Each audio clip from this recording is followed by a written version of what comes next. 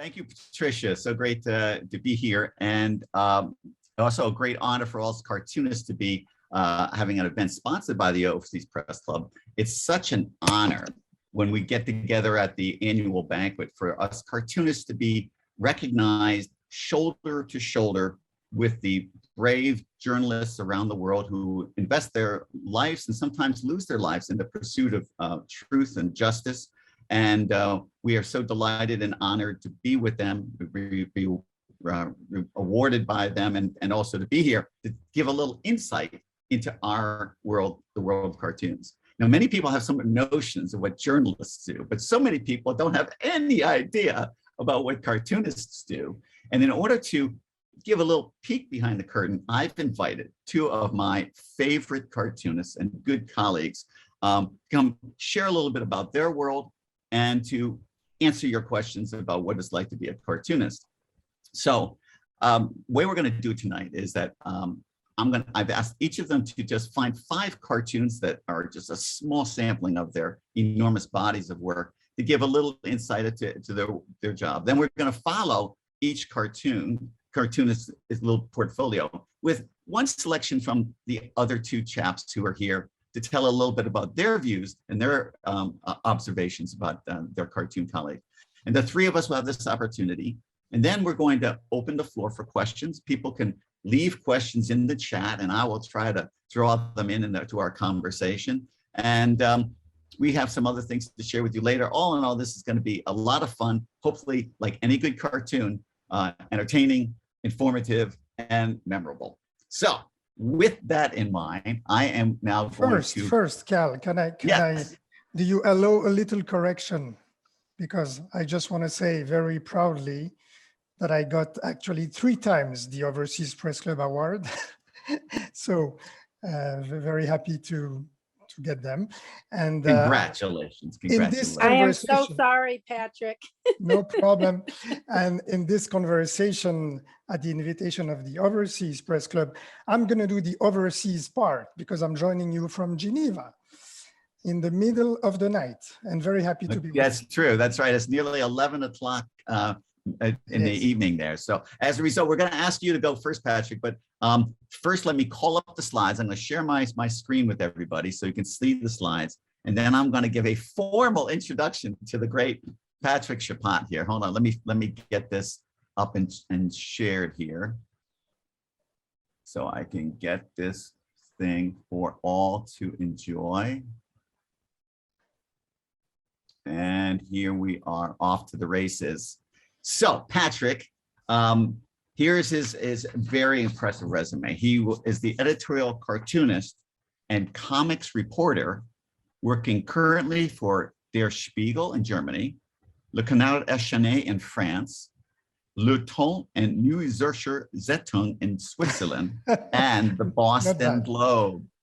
I was contracted to be the cartoonist for the International Herald Tribune that then became the New York Times for almost 20 years until they decided to stop publishing cartoons in 2019. He's also the president of the Geneva-based Freedom Cartoonists Foundation. Now, Patrick, I'm going to hand the microphone to you. Okay, thank you, Cal. I'm so happy to, and so honored to be with you, 2 of my favorite cartoonists. And you know, I'm a fan of both of you. So very happy to be with you in the middle of the night in Geneva. Let's go through a few cartoons, and I'm just looking forward to having a conversation between the 3 of us.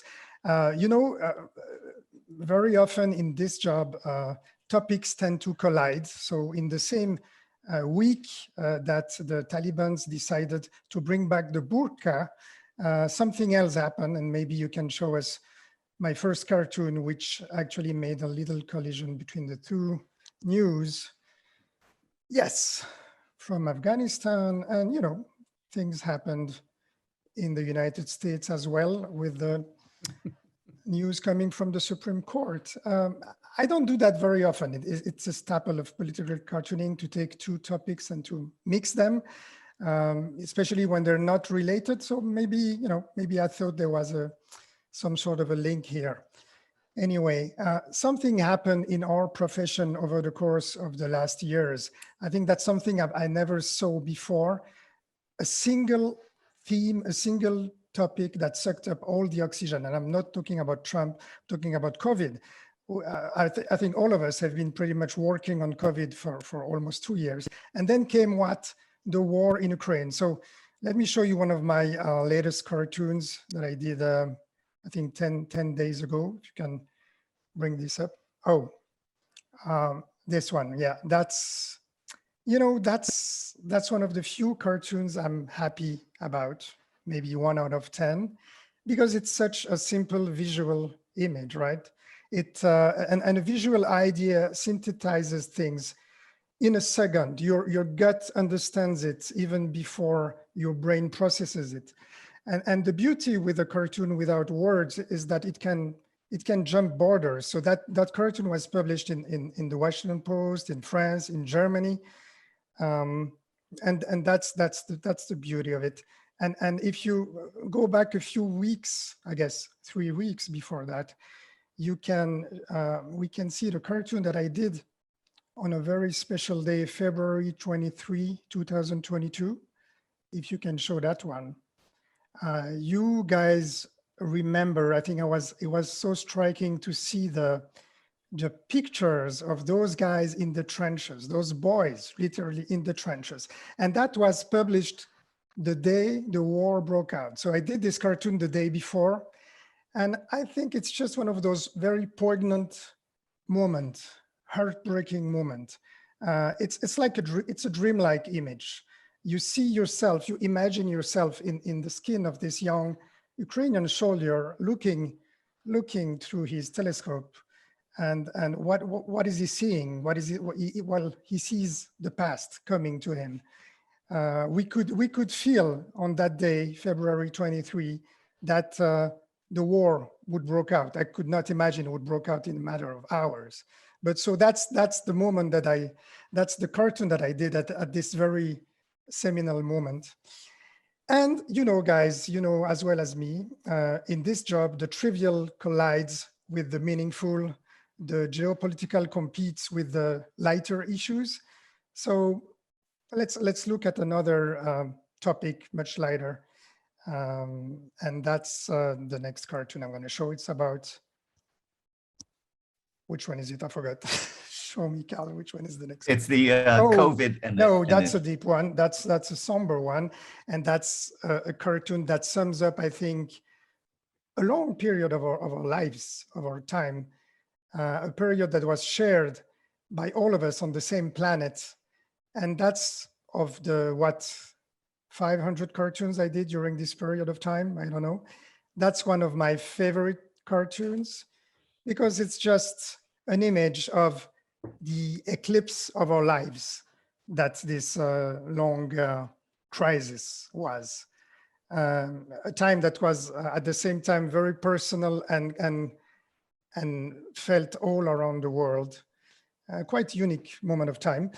And I'm going to end up with on a lighter note with a divorce. I don't usually do cartoons about gossips or the royals, not very often. But you know, we had the divorce of the century, Bill and Melinda Gates, and I'm giving you the real reason of why they split up. And this was for my little cartoon presentation. Thanks, Patrick. That's really great. Now it's my turn where I get to talk about Patrick a little bit. So I chose a cartoon, which I'm going to really slur because it's in German, and I'm not even going to try. I am not even going to try to say, but the cartoon also, by the way, appeared in French. And maybe I can do this one a little bit better, but I think we can all see what's going on here on the television screen. There's a discussion about the Russians launching a nuclear test, or the prospects of nuclear weapons being used in Ukraine. And the girl says that, well, will the nuclear winter reduce the problem of global warming? Wow. Which is a great cartoon, whether it's in English, in French, or German. It's much funnier in German, I must say. Well, the thing is that what the thing that is amazing to me, it's hard enough to be a cartoonist to come up with consistent work over a long period of time, but Patrick manages to do it in 3 languages. And so that he's got these Swiss superpower of being able, not only to be able to speak different languages, think in different languages, but actually employ humor and sarcasm and all these other tricky things. So for me, that I think there's nobody in the world that can do that. And the next cartoon is Rob. Yep. Cal, I need to tell you a secret. Because it's just the 3 of us, right? So actually, I can do English. I lived in the States for a long time, you know, recently in Los Angeles, and I can do that. But in German, to tell you the truth, I don't work directly in German. I use English with my German newsrooms.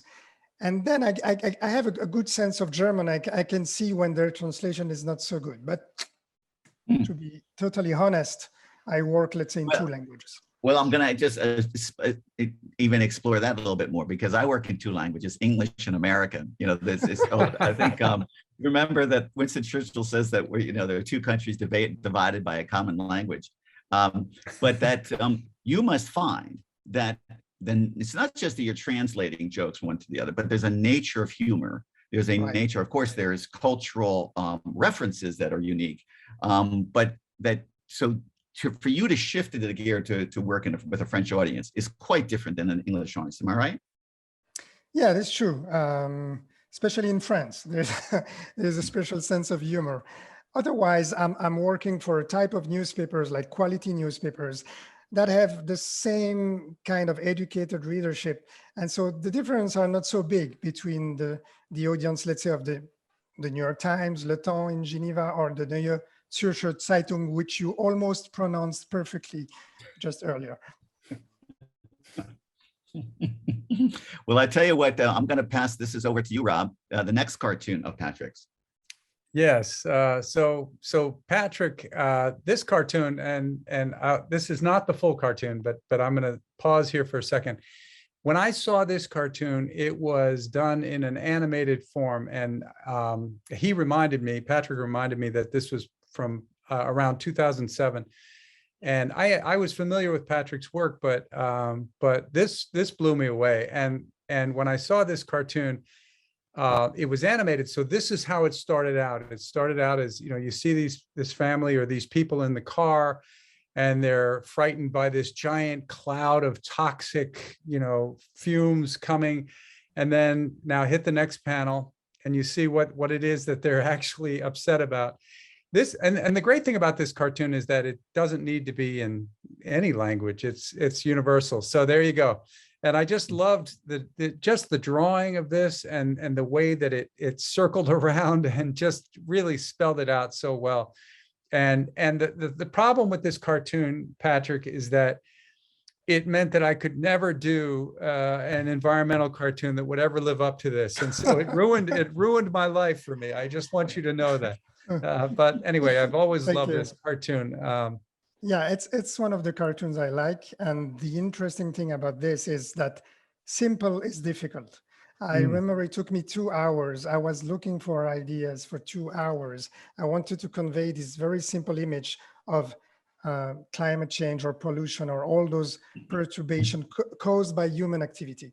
And I came up with 1, 2, 3, 4, 5 different ideas. And at some point I got so despaired, and I thought there must be a simple way to show that. And after 2 hours of very hard work and desperation, I came up with this. So simple is not easy. No, you're right. In fact, there's this great cartoon anecdote story based in the UK. I can't speak exactly for its veracity, but it's got a good story to it. It evidently took place about a century ago. The cartoonist in question was Phil May. And after work one day, he went down to the pub, and there was a group of 3 editors who approached him and said, "Phil, you get paid a lot of money for your cartoons. And the last one had only 7 lines in it." And he thought for a moment, and he said, "If I could have done it in 5 lines, I would have charged twice as much." So that's kind of where we are in our business. That's true.